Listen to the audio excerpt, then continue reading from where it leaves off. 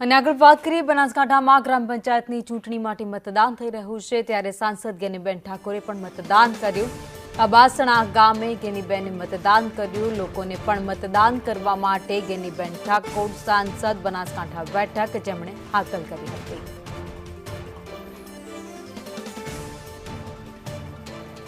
ગ્રામ પંચાયતની ચૂંટણીઓ માટે આજે મતદાન થઈ રહ્યું છે ત્યારે લોકો ઉત્સાહભેર પોતાના મતાધિકારનો ઉપયોગ કરી રહ્યા છે ત્યારે બનાસકાંઠામાં અંબાસણ ગામે સાંસદ ગેનીબેન ઠાકોરે પણ મતદાન કર્યું હતું। તેમના મતાધિકારનો તેમણે ઉપયોગ કર્યો। ગેનીબેન ઠાકોરે લોકશાહીના પર્વમાં લોકોને પણ સહભાગી થવા માટે આહ્વાન કર્યું હતું।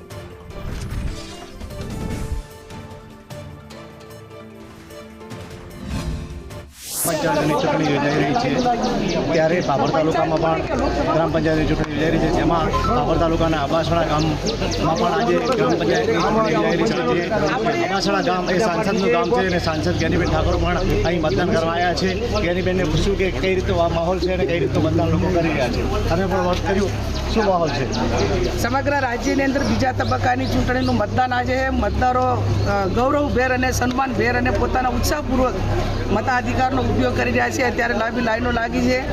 લોકશાહીની અંદર હવે ડેમોક્રેસીમાં દરેક મતદારોને ટેકેદારોને ક્યાંક ને કંઈક જેવી જનજાગૃતિ આવી છે કે આપણે મતદાનમાં ભાગ લેવો જોઈએ અને મતદાનમાં ભાગ લઈને જે અત્યારે પોતે મનગમતી લોકલ બોડી પંચાયતનો વોર્ડ હોય કે સરપંચની ચૂંટણી હોય આની અંદર પોતે ભાગ લઈને બહુમતીથી અને જે પોતે વોટ આપ્યો છે એ દરેક સારી રીતે મતદાન કરે અને એનો વોટ ફેલ ના જાય। જેને આપે એને હું માનું ત્યાં ઘણા સમય પછી બેલેટથી મતદાન થઈ રહ્યું છે અને બેલેટથી મતદાન થઈ રહ્યું છે ત્યારે પૂરેપૂરું સમજણપૂર્વક જેને આપવા ઈચ્છતા હોય એને આપે પણ ફેલ ના જાય એટલે મતદાન કરે એવું હું અપેક્ષા રાખું છું। અને ખૂબ શાંતિમય વાતાવરણની અંદર આ મતદાન યોજાઈ રહ્યું છે। તમે પણ મતદાન કર્યું અને લાઈનમાં ઉભા રહીને મતદાન કર્યું તો લોકોને શું સંદેશ આપવા માંગો?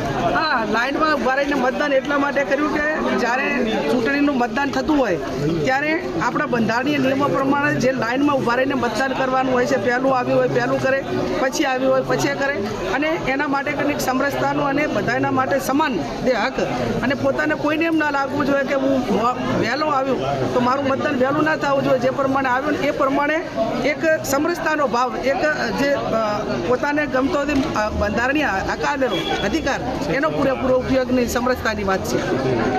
આ હતા સાંસદ ગેનીબેન ઠાકોર। એમને પણ આજે તેમના અવાસના ગામે મતદાન કર્યું હતું। ફાર્મર માળે સંદેશ ન્યૂઝ।